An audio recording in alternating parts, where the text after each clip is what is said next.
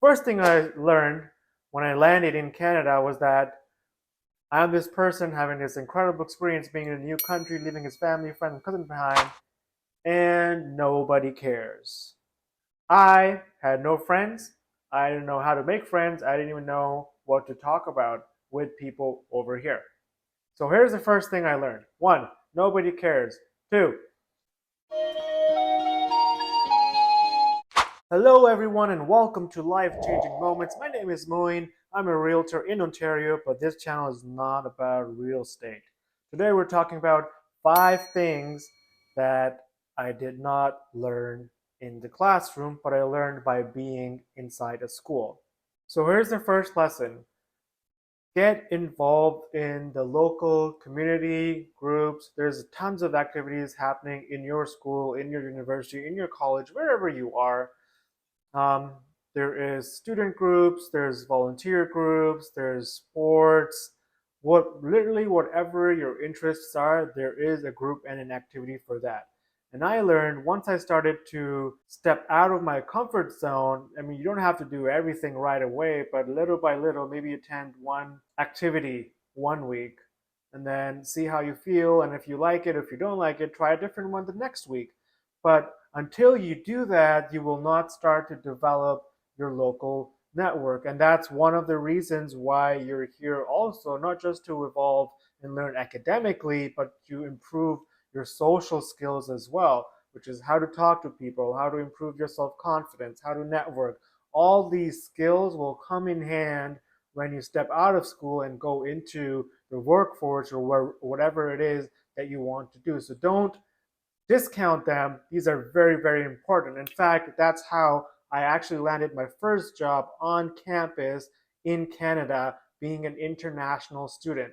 Spoke to somebody and they happened to work in residence on campus, and they said, hey, you know what, I think you'll be a good fit. Why don't you apply over the summer, give an interview and see how it goes. And I was like, hey, thank you so much, why not?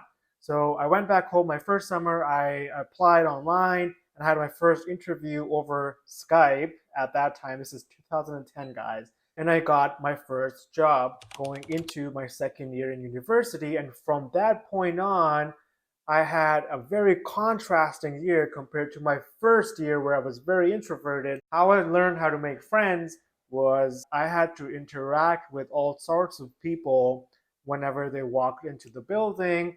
It allowed me to build my confidence, to improve my communication skills, and make connections with genuine people. And that's how I started to make my first real group of friends. I started to know everybody who lived in residence. I had a sense of belonging. I didn't see new faces all the time. Is because when you sit at the front of the building and people walk in, you start to recognize everybody and everybody starts to recognize you. So that was literally my stepping stone into expanding my horizons in Canada and creating my first network, which goes into the second thing that I didn't learn inside a classroom, but I learned by being at school, which is interpersonal relationships and how important they are. And the reason I say that is because almost any study you read about happiness now says that the number one factor that improves the quality of people's life is their interpersonal relationships. And so it's not just something people say, it's actually factually very important for you to do. So once I got the job, I started to make friends, and then I started to develop a sense of community. In the first year, without knowing, I may have been depressed just going to class and watching shows, although that may have been content at the time. But after I did the second thing, got the job, started interacting with people, hanging out with different people from all across the world, and making friends, I was much, much happier. In fact, it was still one of the happiest moments of my undergraduate program. And even up until now, I still look back and think about those times and and and sort of reminisce about how big a factor having a community was. The third thing I learned was that she is probably not the one. Yes, I know it's a tough thing to hear, but I wasted a lot of time and gave myself a lot of pain and suffering, especially in my younger years, trying to stay in relationships longer than I needed to. And I'm talking about intimate relationships. If you're in a predicament where it's causing you a lot of pain and suffering and hurt, then it's probably the best time for you to leave. I used to stay in a relationship thinking I may not find anything after this, or what if person is the one. But if you have to convince yourself day in and day out that this is why you should stay in the relationship, then it's probably not the best relationship for you to be in. And trust me, there is someone that is meant for you, and I truly believe that because it happened with me and I did find somebody. But that's not what this video is about. Have fun, explore, and know that you're worthy, always worthy of something much better. The fourth thing I learned was that, maybe from being in the classroom too, I guess, but also from outside of the classroom, is that I do not have all the answers, and you're not supposed to have all the answers, no matter where you are in your journey. But you may have a plan, but it can change and make you wonder if you're even on the right path. If you're wondering if you're even on the right path, check out my earlier video, Am I on the Right Path, which would be right here. Or it may not be. I don't know how to do that yet. I'll figure it out. If you do not know what major to take, if you do not know what career path you are going to take after you graduate, even if after you graduate you have a job and you don't know if that is the right one for you, that is okay. That is part of what life is all about. You're not supposed to have all the answers. And you figure out as you yourself grow and evolve as a person, and your likes change and your dislikes change and your interests change, you can pivot accordingly and align your day-to-day life, your relationships, your work with who you are right here, right now. There's always an option, and I know it's not easy. It's very difficult. Take it from the guy who's changed paths quite a few times, but it is possible, and there's always a way. Even if when you think there is not, you might have to stick it out for an X amount of time, but have an exit strategy as to how you can get to point Y, which is more aligned with where you are from where you are now.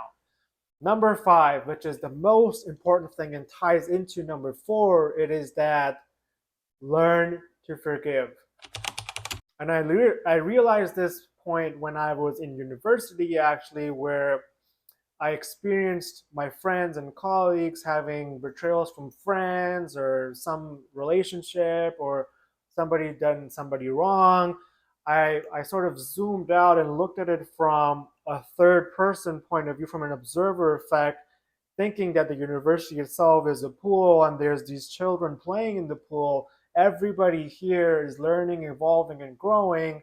Everybody here, including yourself and myself, are going to make mistakes and things that you're not proud of. So think of everyone that you meet in your life on a particular path and journey, knowing that they are that person right there and right now. When they made that mistake, they were somebody else, and they have the potential, because not everybody changes, to be somebody else as they grow, because you give yourself that benefit. You yourself have the potential to change and grow, and you might have changed from 10 years ago, or 5 years ago, or 3 years ago, or even last year.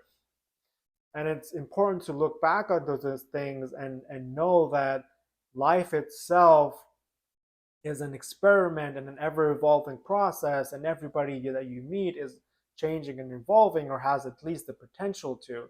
It makes it sometimes easier to forgive. And forgiveness, I don't mean you accept the things that had happened or you allow them to happen in the future, but it's about you letting go of that negative emotion that you're holding against somebody inside of you. You don't even have to tell somebody that you're forgiving them. You can forgive them so that you can release something that is causing tension within you, because forgiveness is not for the other person, it is for yourself. There you have it, guys. 5 things that I learned from being at school, outside of the classroom. And if there's something that you think I missed, or something that you learned from being in school but not inside the classroom, I would love to hear those comments below. Please feel free to share, and don't forget to hit the